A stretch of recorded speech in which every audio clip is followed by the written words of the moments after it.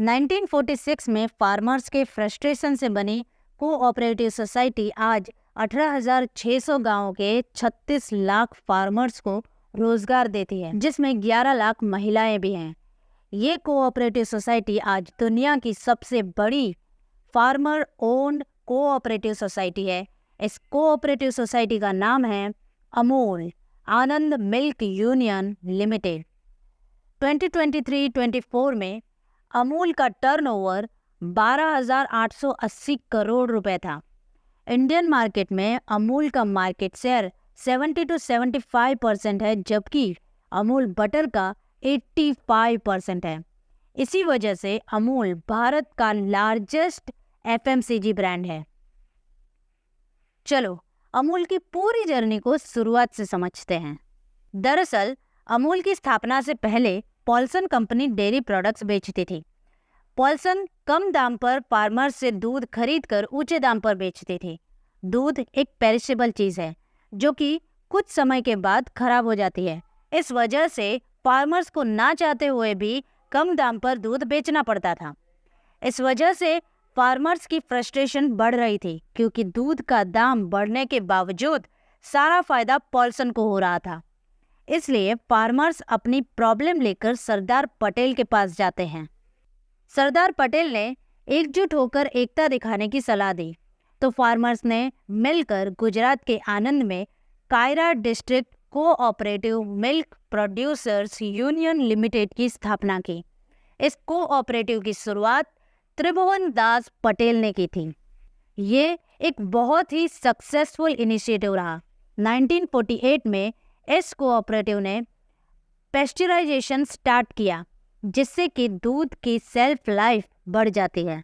इसके बाद वर्गीस कुरियन इस कोऑपरेटिव के साथ जुड़े और पूरे भारत में व्हाइट रेवोल्यूशन लाया, जिसकी वजह से हमारा देश जो पहले दूध दूसरे देशों से इंपोर्ट करता था, अब दूध का एक्सपोर्टर बन गया था।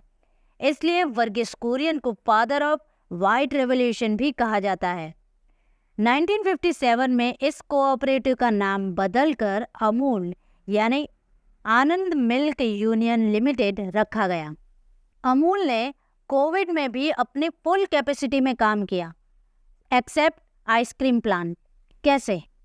कोविड में डेयरी प्रोडक्ट्स की डिमांड घट रही थी। क्यों?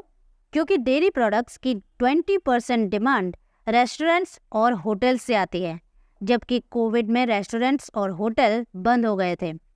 जब बाकी सब कंपनीज अपने सर्वाइवल और कॉस्ट कटिंग पर फोकस कर रही थी, तब अमूल सर्च फॉर डिमांड पर फोकस कर रहा था।